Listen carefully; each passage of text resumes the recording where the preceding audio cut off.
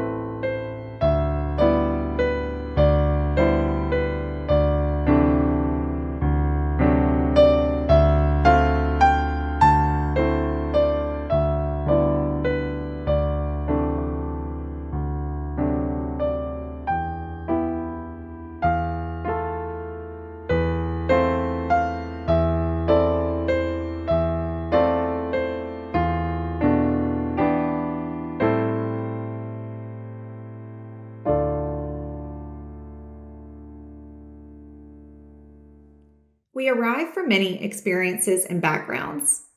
Some of us have trouble speaking, while some of us are so young we can barely talk at all. Some of us speak English as a second language, and some of us speak many foreign languages. But we all have this in common: we speak the language of love. In the moments before worship begins, and again when we return to the service of life, we greet one another with kind words. We chat about the days behind us and the days to come, and we speak the language of love. We lift our voices in song, not to sing perfectly or to always sing in tune, but to hear and feel our voices give a life-giving sound. And we speak the language of love. We form a web of compassion, listening when the individuals among us, embodying vulnerability, name the fears that grip their hearts and the joys that buoy their spirits. We speak the language of love. At times, our voices will clash. We disagree. Tension enters our voices as we make room for different beliefs, different opinions, different perspectives. But through it all, it is our intention that we speak the language of love. In this congregation, we welcome a multiplicity of truths and invite them to be named out loud. We prophesy, summoning the age when justice and peace will be evident all around us. And we speak the language of love. Let us worship together, making room for one another as whole beings, tender hearts, hungry spirits, and curious minds. With our actions and with our words, let us speak the language of love.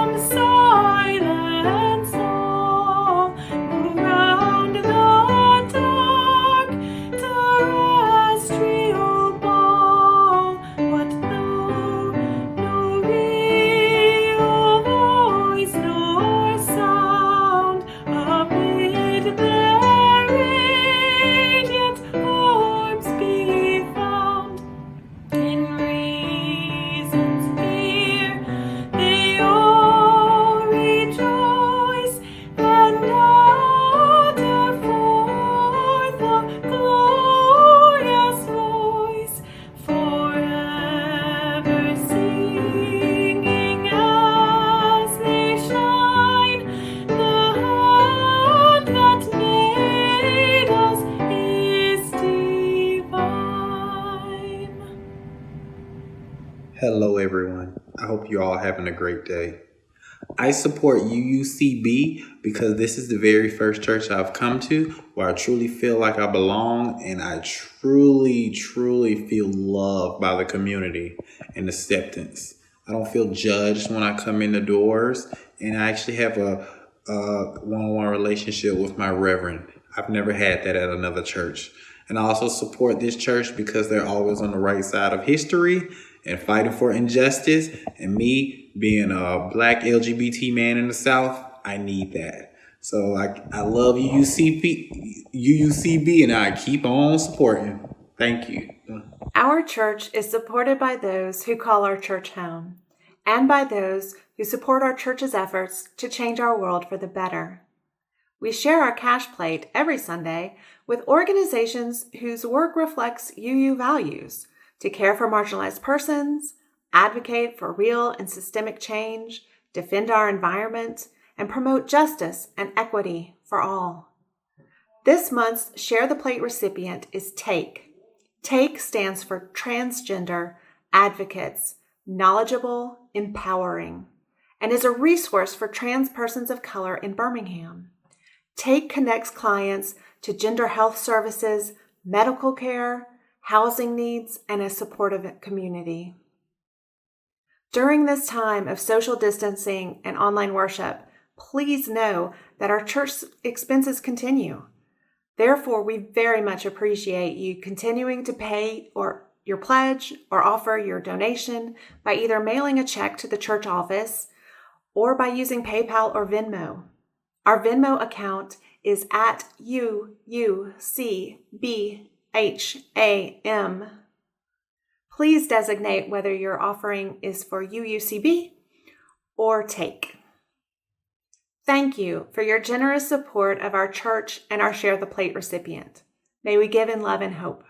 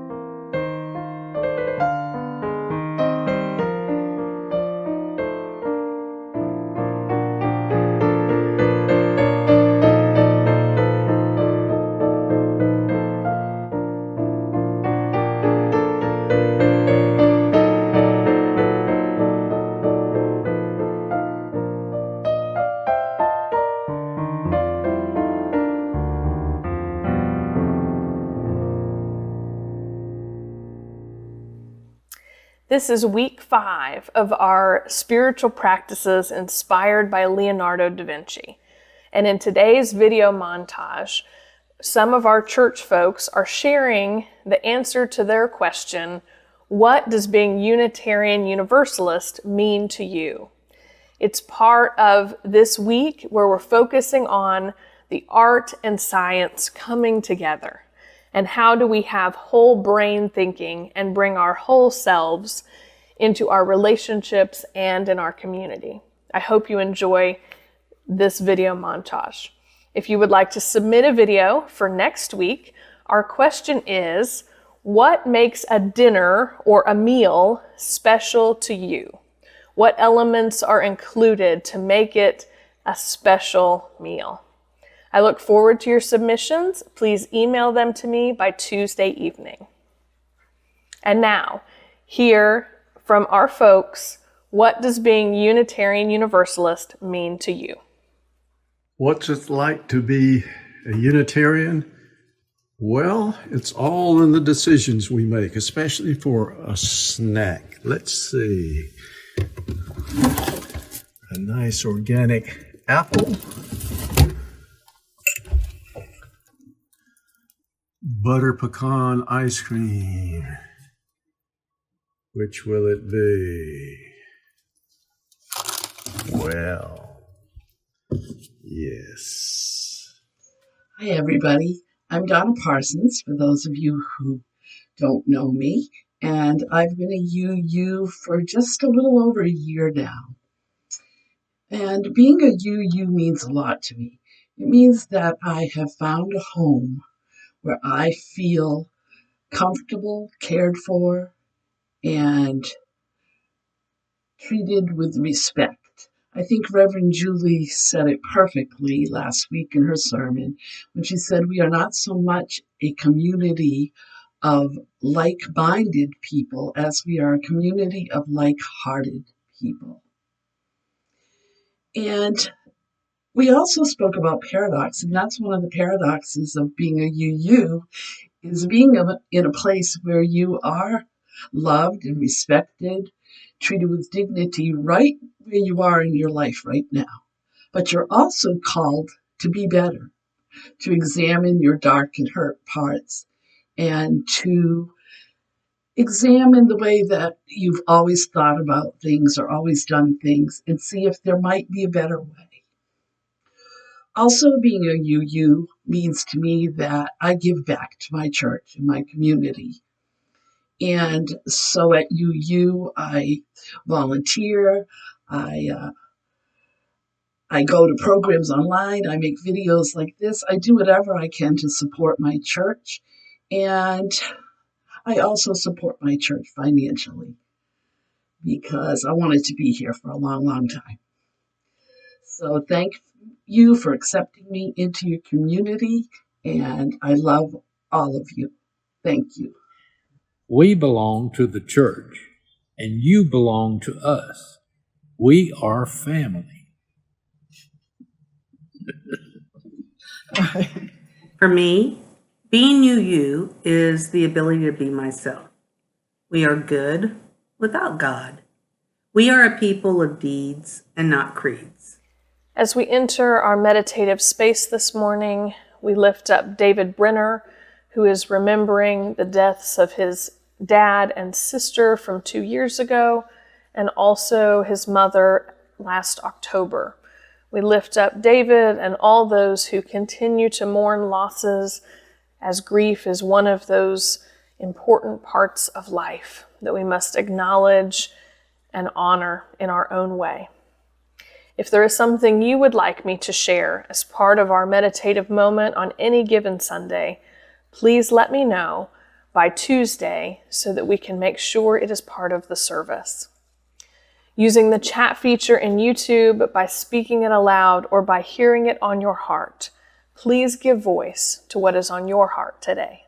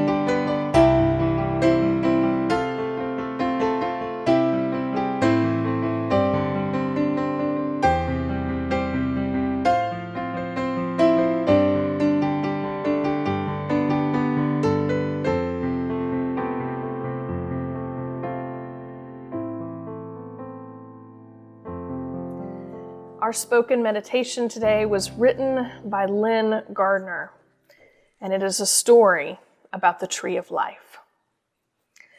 The tree stood in the middle of the village.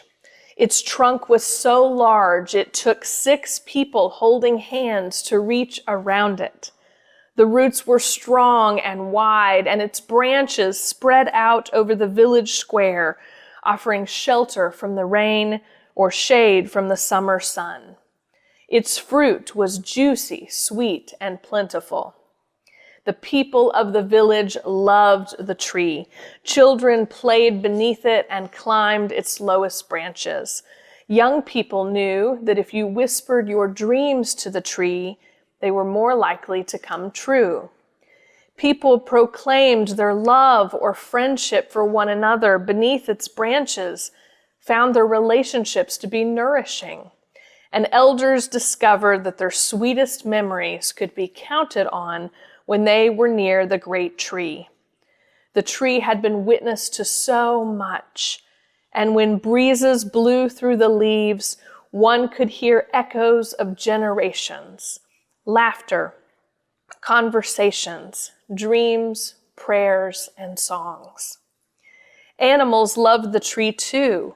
Rabbits lived in burrows under the roots, squirrels and monkeys lived in the branches, and bats and birds flew in to eat the abundant fruit. The tree seemed to buzz with life.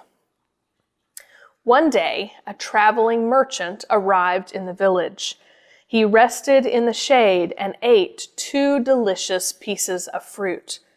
"This fruit is incredible," he said. "I would like to have some to sell in the next villages I visit. Who owns this tree?" "No one owns this tree," replied a villager. "If anything, we belong to it." "Well then, if no one owns the tree, then no one will mind if I pick the fruit," said the merchant, and began to fill his basket. "I mind," said the villager, "and today I am the keeper of the tree." "What do you mean, keeper of the tree?" "We each take our turn being here with the tree. We could never own it. We are its protectors, sustainers." "That's ridiculous. This tree doesn't need you. You could just take what you need, take what you want. The tree will continue." But the villager could not be persuaded. "Sir, this tree isn't like that. We don't come here to take from it, even though we receive much. We are keepers of the tree because this is where we are nourished. This is where some of our most precious memories are, and where our people have dreamed. This is where we remember who we want to become." "Well," said the merchant, "you may think this tree is very special, but it still doesn't need you to sit with it. That is preposterous." "Ah," replied the villager, "the tree itself may not need me, but what of others who come by? Just this morning I sat with a woman whose heart was heavy with worry. Had I not been here, she would have had to carry that weight alone. This afternoon, a tired couple came by and they rested with me. They said they had been looking for a place like this. And then an elder came by, and we watched the birds in the branches together. And now you are here. You are confused about what this tree is and how to be with it. Imagine if you had arrived and not found anyone here to talk with. You might have continued thinking that everything you do is all about you. Luckily for you, my friend, I'm here to let you know that when you care for the tree of life, it becomes about so much more than just you. The merchant sat for a while in the shade, thinking about these ideas that felt new and a little challenging. As the sun went down, he picked up his bag and headed out of town, whistling a song he hadn't thought of in years. On his way, he shared a smile with each person he met, his heart feeling strangely light and joyful. And the people of the village, they continued to sustain the tree of life, to care for one another, and to share their gifts with grace and gratitude. May it be so for us.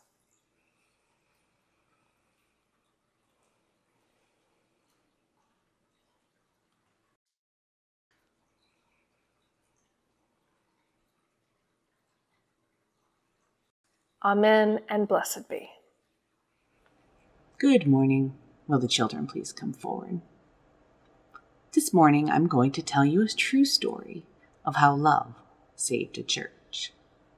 Now, long ago, in the historic Universalist Church of the Good Shepherd, a somber meeting had been called, one that would close the church forever.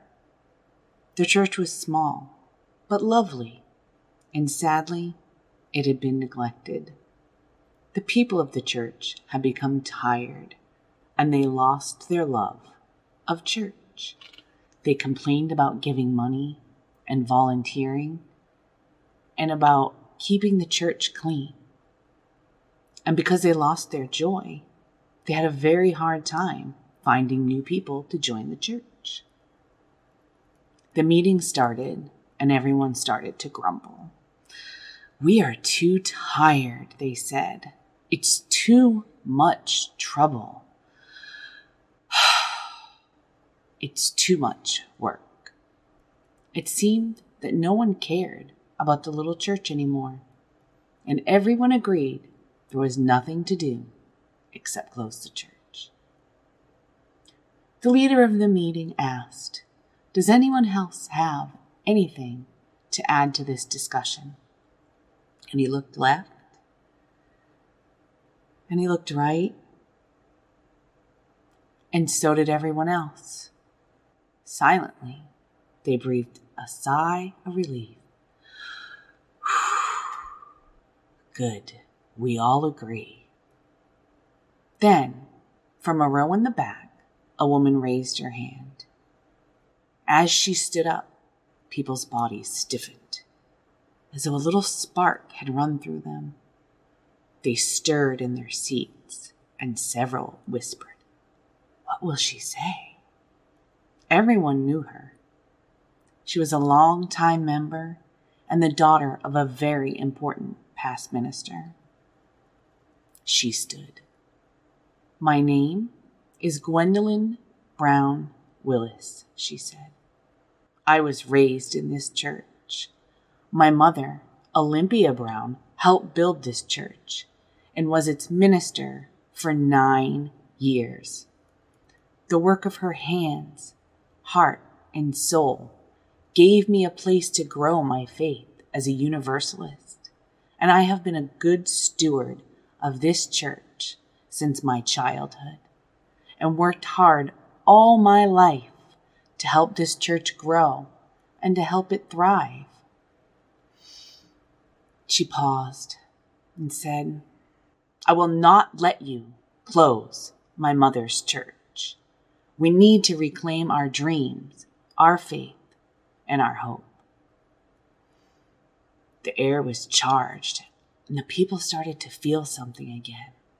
Excitement grew, and they started to whisper, "She's right. I remember." Dr. Willis had challenged the listeners, and within a few minutes, something amazing happened. The discussion turned from closing the church to saving it. And people started asking questions. How much will it take to hire a minister? Can we raise the money? Let's not let this church die. Let's have a minister. Let's do it. They found their love of church again, and Dr. Willis reminded them that being a good steward of the church helps it grow. And so it was done. Dr. Willis saved the church that day with her love and her words, And to this day, a very loved church meets in the building where instead there once was an old, tired one. And this week I challenge you to think of ways that you can show your church some love. Thank you so much. Please join me in singing our song. One, each person is worthwhile. Two, be kind in all you do. Three, we help each other learn. Four, and search for what is true. Five, all people get a vote. Six, build a just and peaceful world. 7, we take care of the earth that will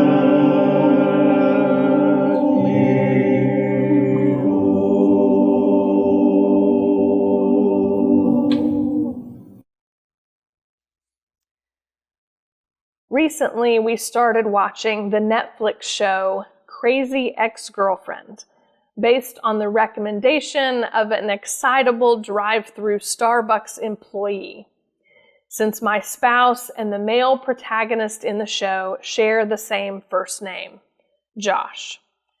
The show's premise is that a high-powered New York attorney named Rebecca becomes disillusioned with her life, accidentally bumps into her high school ex-boyfriend, and decides on a whim to quit her job and move to California to be near him. Oh, and he already has a serious girlfriend. The show is punctuated by musical numbers from a variety of styles. It's adorable and also maddening. The main character makes all her decisions based on her feelings, usually impulsively, and it's fascinating. Rebecca's love story highlights the irrationality of much romance. Simultaneously, one of the best and worst parts of loving someone else, whether they be family, friend, or lover, is to learn about the ways they are different from you, and especially the ways they think and learn and make decisions and feel differently than you. At a very basic level, we want to understand one another, to be able to communicate, to make decisions as a team, to collaborate and work together in community. In our human quest to bring order to this chaos of understanding one another, we have repeatedly looked for ways to organize human behavior into charts and graphs, like the 5 love languages. If only it were so simple. One such attempt at organizing human personality was the Myers-Briggs typology, created by a mother-daughter team in the early 1900s based on the works of Carl Jung. The Myers-Briggs test sorts humans into 16 different personality types based on your energy level after socializing, whether you rely on sensing or intuition, whether you base your decision-making on feeling or thinking, and how you relate to the outside world. It is one method of reflecting on yourself and the way you interact with others. Among psychologists, there is conflicting belief as to the scientific basis of any personality test, but the Myers-Briggs is one of the best. It ranks below the IQ test, which was a fascinating discovery for me, considering the IQ test has been shown to only value the intelligence of certain kinds of people from certain parts of the world.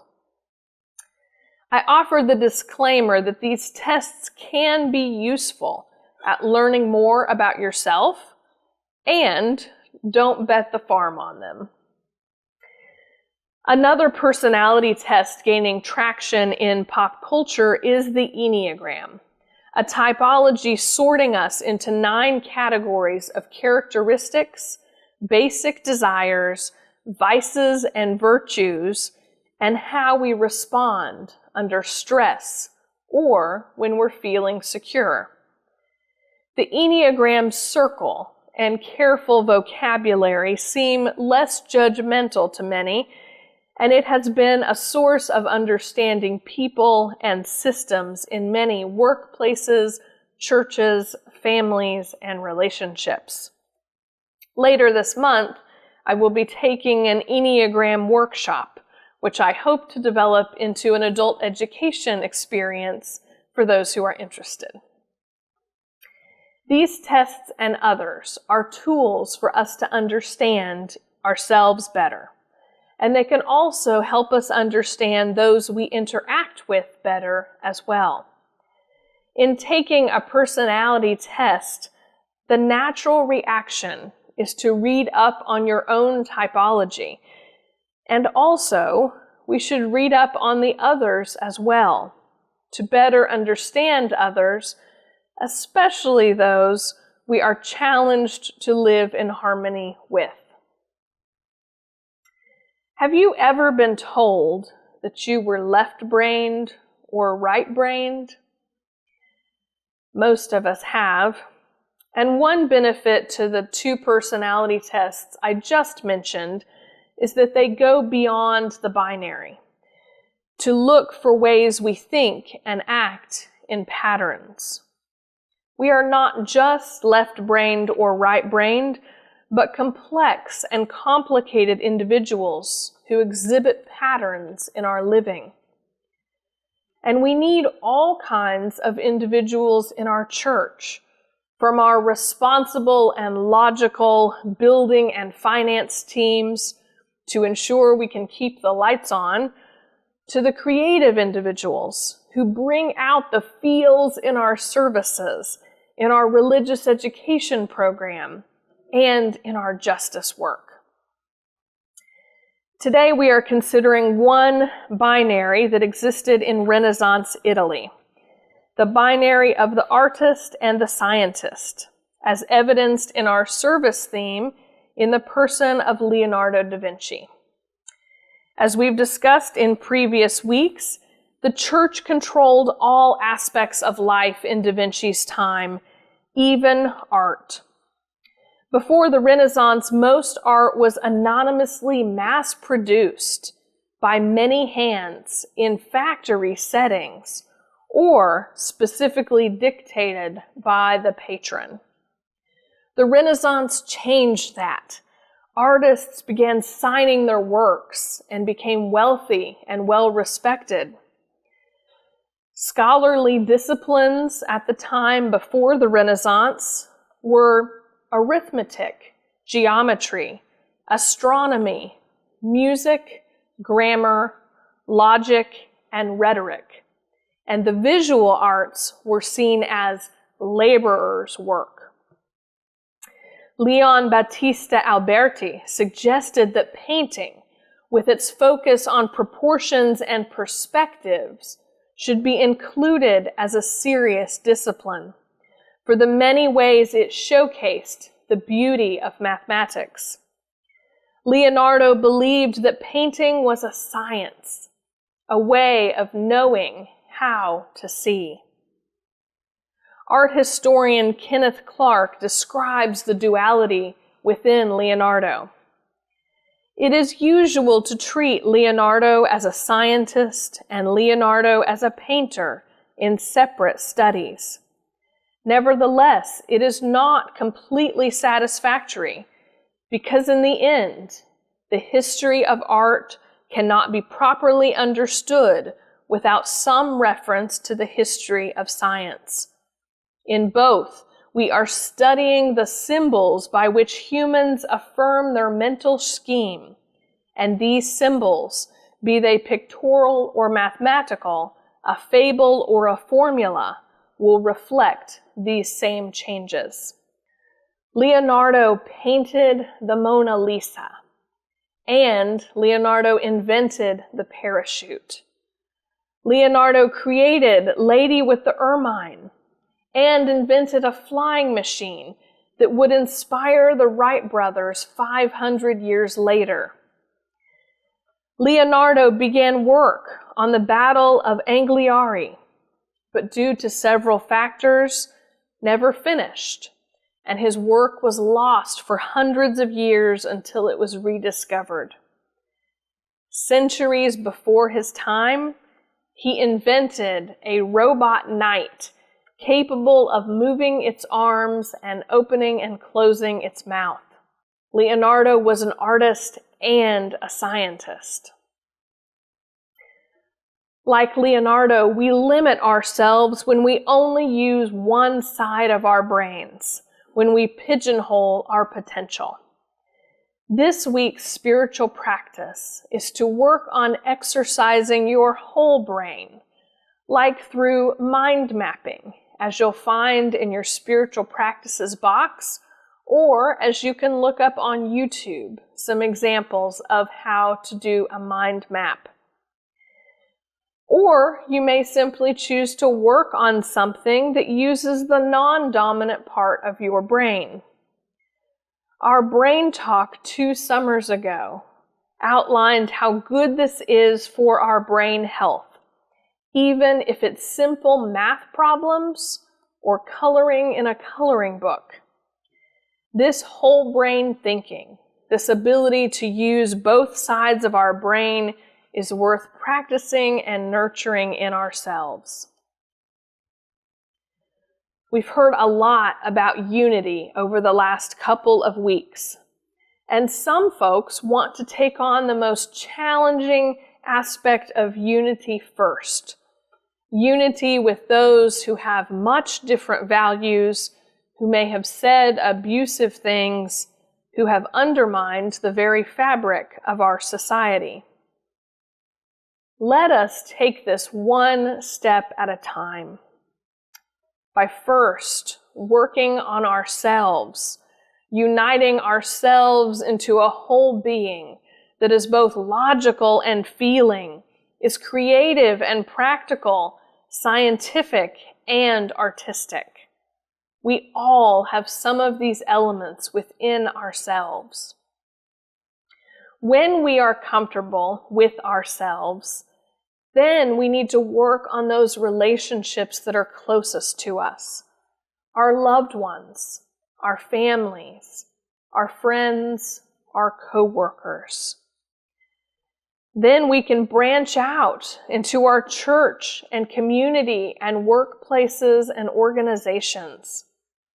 When we have figured out how to be in harmony with the folks who are closest to us, then we can branch out into those more challenging relationships. I hope you'll look into taking Elizabeth Vanderkamp's class on compassionate listening, for which this is the goal. Let us nurture those who give us life and love today in honor of Valentine's Day. As we work on those relationships, we can explore how our different personalities interact.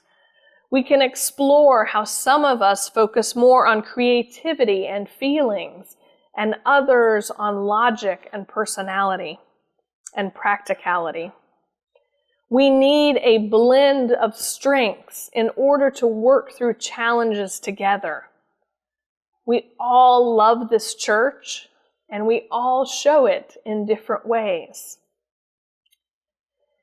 This past week, I introduced Stark to The Lord of the Rings, an epic tale about bringing together 9 very unique individuals from different cultures to pursue a common mission. In the midst of this perilous, multi-month journey, Frodo and Gandalf, 2 of the main characters, are sitting down talking. "I wish it need not have happened in my time," said Frodo. "So do I," said Gandalf. "And so do all who live to see such times. But that is not for them to decide. All we have to decide is what to do with the time given to us." Dear ones, I wish this pandemic was not on top of us anymore. I wish we could see the end, to be closer to the conclusion of this isolating and difficult time. I wish we could put a date on the calendar, to know that at this point it will be safe to gather in person, to celebrate safety and health, and to mourn those of us we lost along the way.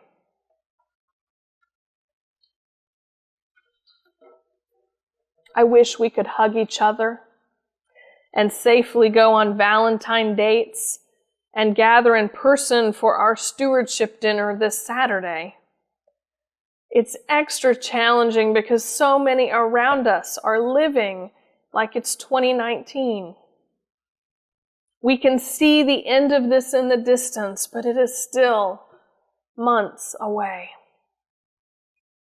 As Gandalf says in Lord of the Rings, all we have to decide is what to do with the time given to us.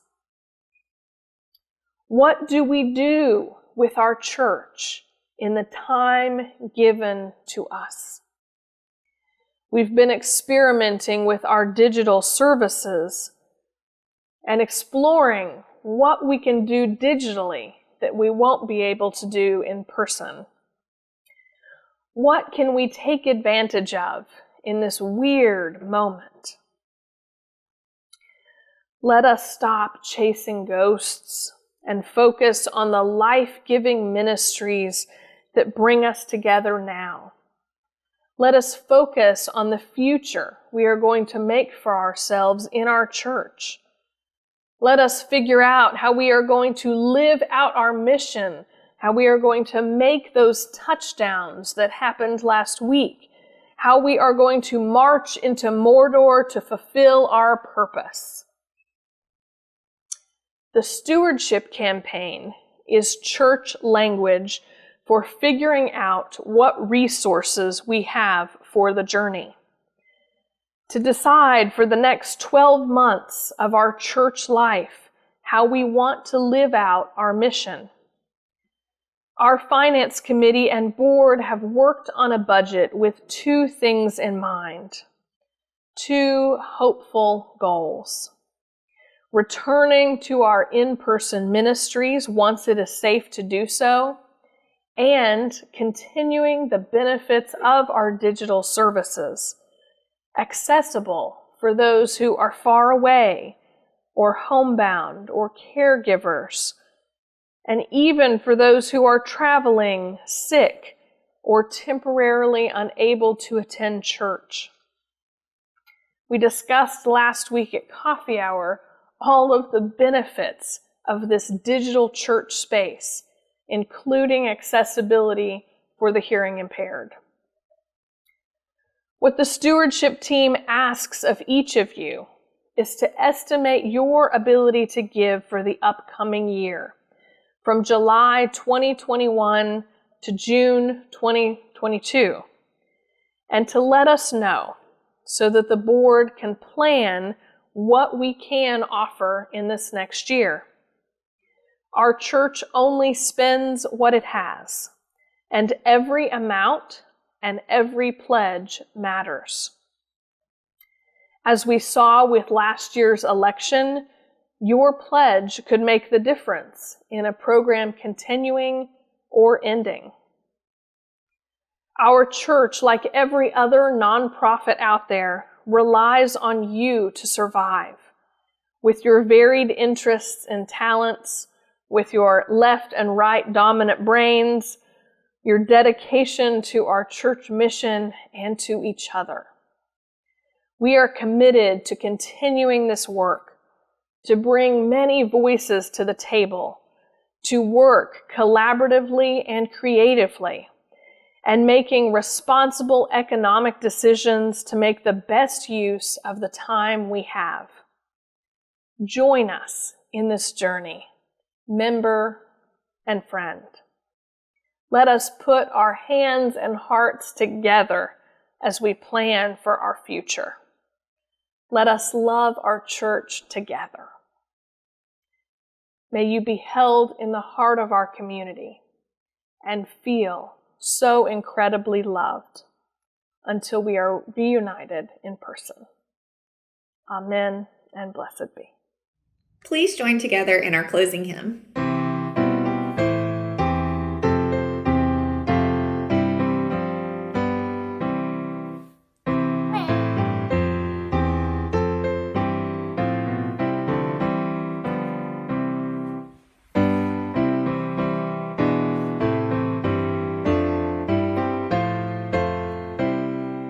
Life is the greatest gift of all, the riches on this earth.